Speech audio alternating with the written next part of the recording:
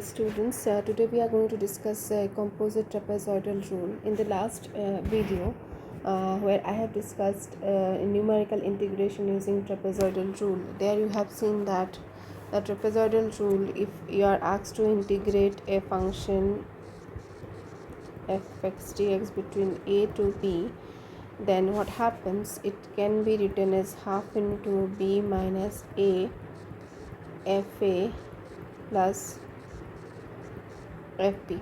So this is a trapezoidal rule. So you can see that this b minus a is nothing but the h, it is the step length.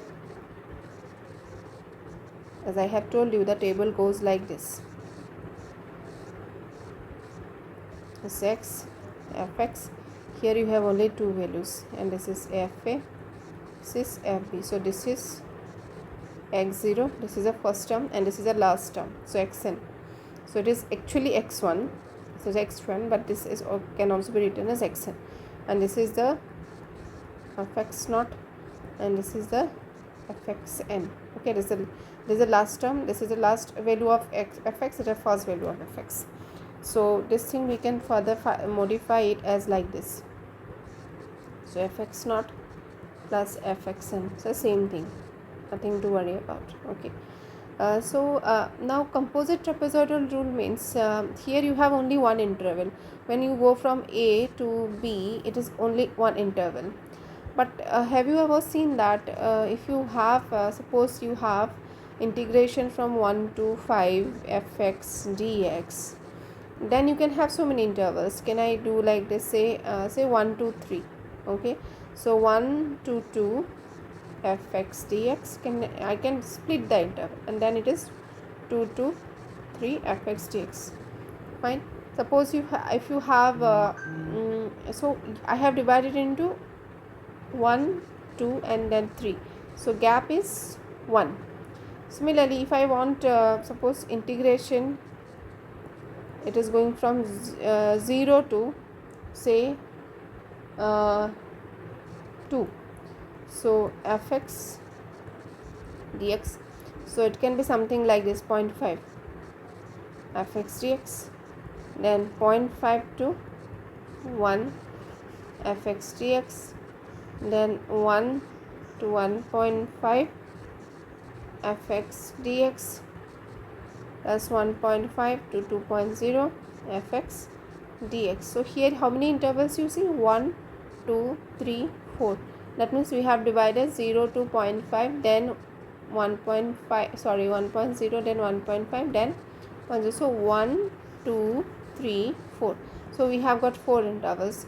Here we have got, this is 1 and this is 1. So we have 2 intervals. Okay. So here the gap is 0.5. Here the gap is 1. So we can have some kind of condition where you have composite integration. You may have to do some integration in some interval. Suppose that you are being, there is a question, I will share, I have already shared the note with all of you. Suppose that you have a question that you need to find the value of integration 0 to 1. Okay, you need to integrate this function, okay, using trapezoidal rule, and it is for first you need to do it for 2 intervals, then for 4 intervals, and then for say 8 intervals. Okay, so if I say about one interval, wait, for one interval it will be simple trapezoidal rule. That means you need to do it like this: integration of h fa plus fp, that's all. Okay, but if you have 2 intervals, that means integration I 0 to 1 dx by 1 plus x.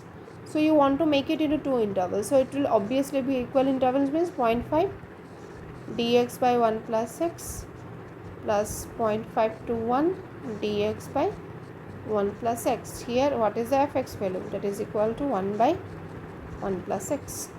Okay, so we have got two intervals. Now we divide into two intervals. So how to get the formula for this? So in this condition we are going to use not the simple trapezoidal rule but the composite trapezoidal rule.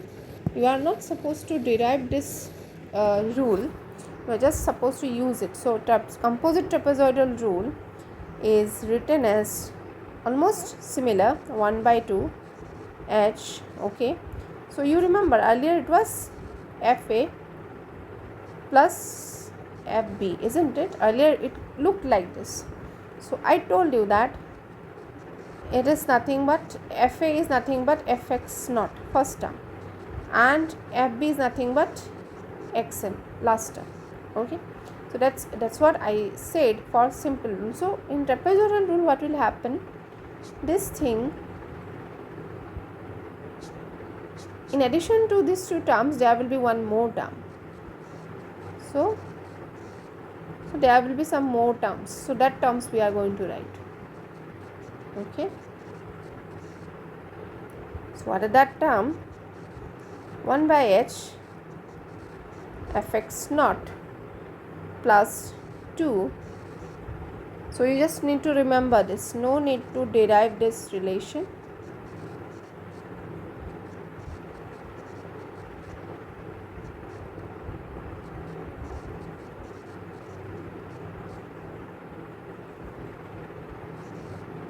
And this is the last term. So this is the composite trapezoidal rule. So this formula you need to remember. Now you might be thinking that there is a question that how to determine all these values, x1, suppose fx1, fx2, fx3, fxn minus 1. This thing we need to remember, find out. So suppose let us consider this problem only which we were asked to solve, this one. Okay, so again let us check. Here fx is equal to 1 by 1 plus x, and now you have this interval to be equal to, so interval 2 means n equal to 2. So since, because why is it like that? Because interval is 2, so n equal to 2. So h will be equal to b minus a divided by n. Okay, so in this case our integration is 0 to 1 0 to 1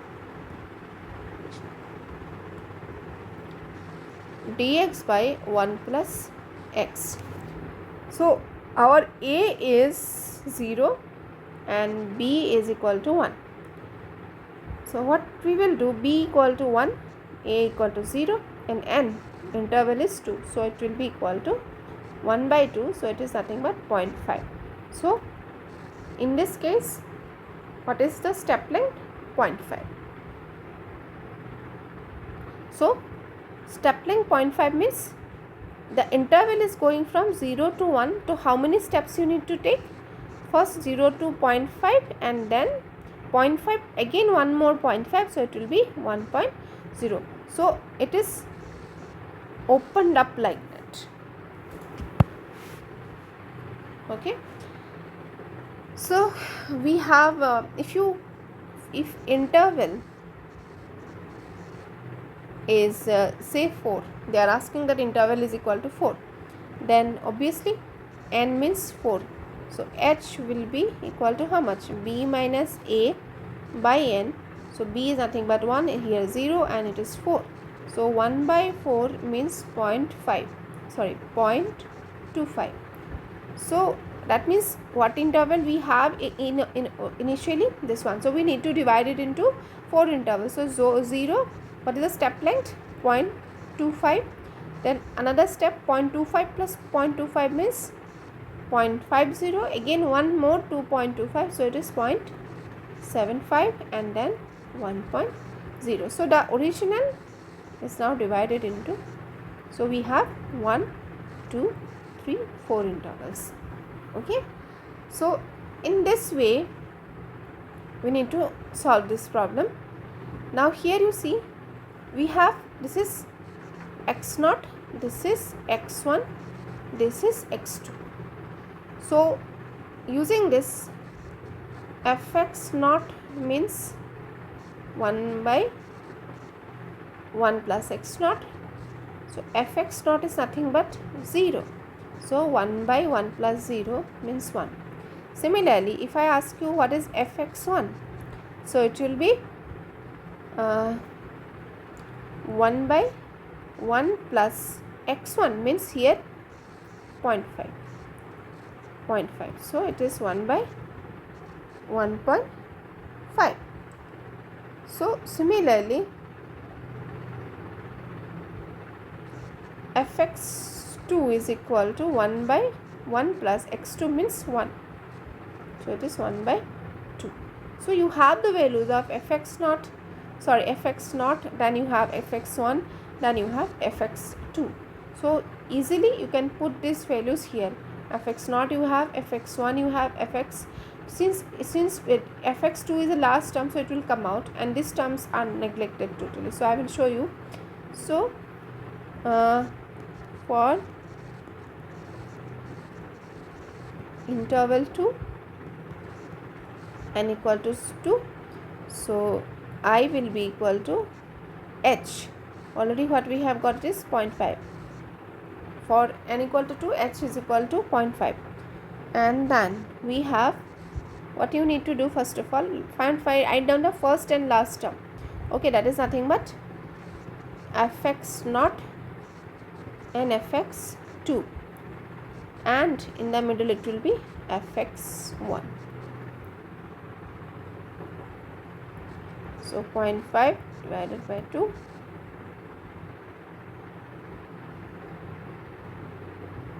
what is fx0? Nothing but f0 plus 2, f is nothing but 0.5,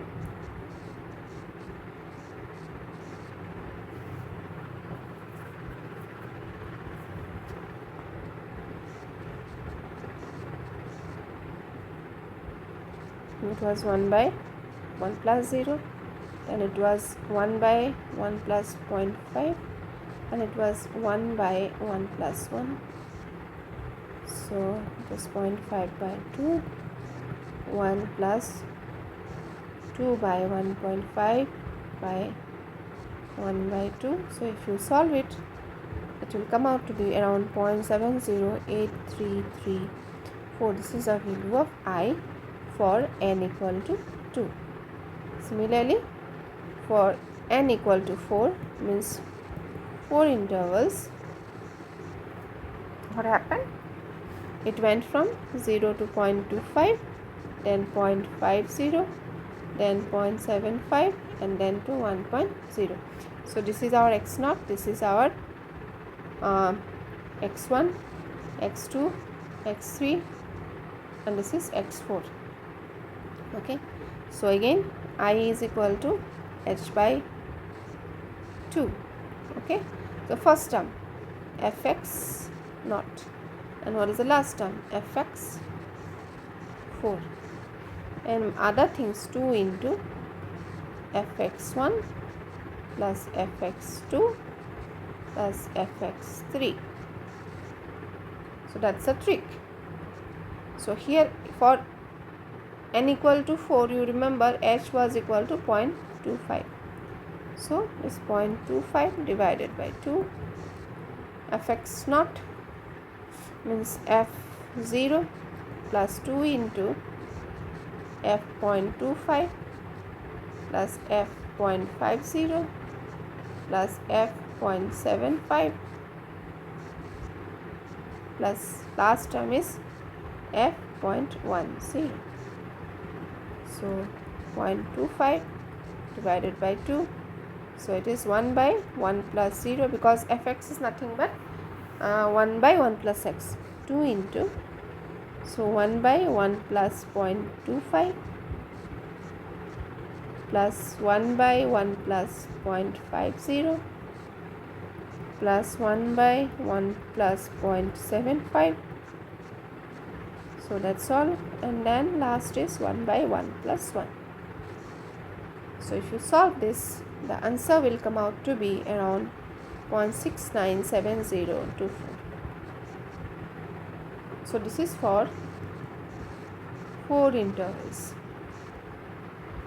So if you keep on in the same way, you can repeat for the 8 intervals and 6 intervals or 8 intervals, and if you do it for it's a suggestion, if you do it for 6 intervals, it will come out to be around 0.694122. So it is for 6 intervals. This one you can try as homework. Okay, so this is called the trapezoidal rule using composite method.